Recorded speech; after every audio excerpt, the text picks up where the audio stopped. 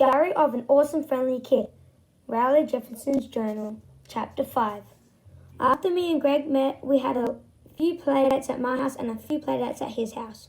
Oh yeah, I forgot. Greg doesn't like it when I call them playdates, so I will have to change that in the next draft or else I'm going to get whacked again.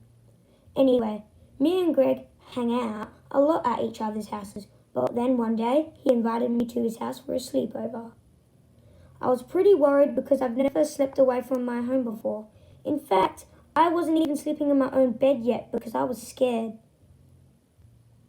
I told my mum I was a little too nervous to stay at Greg's house, but I got a little less nervous when she said I could take Carrots with me.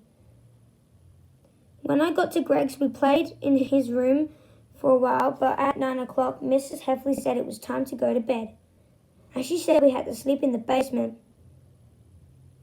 Well, now I was super nervous because I think the basements are really creepy. As soon as Mrs. Heffley turned the lights off, me and Greg needed to tell him something important. He told me there was a half-man, half-goat that lives in the woods in our neighborhood, so I probably shouldn't go out alone at night. Well, I was not happy to hear that news, and I really wish someone told my parents about this goat guy before we moved into this neighborhood. Anyway, the goat thing got me totally spooked, so we hid under the covers, but I think Greg got pretty spooked too because he crawled under them with me. Then, all of a sudden, there was this crazy noise right outside our window.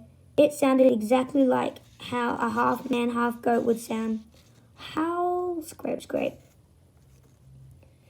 Me and Greg didn't want to get eaten by this goat guy, so we got out of there as fast as we could. But we almost died anyway because we trampled over each other running up the stairs. We locked ourselves in the laundry room so the goat man couldn't get us. But that's when we found out it wasn't a goat guy at all. It was Greg's brother, Roderick, playing a trick on us. Right.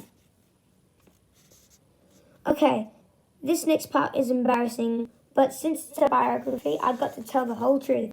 I wet my pants when we were in the basement and I heard those noises outside.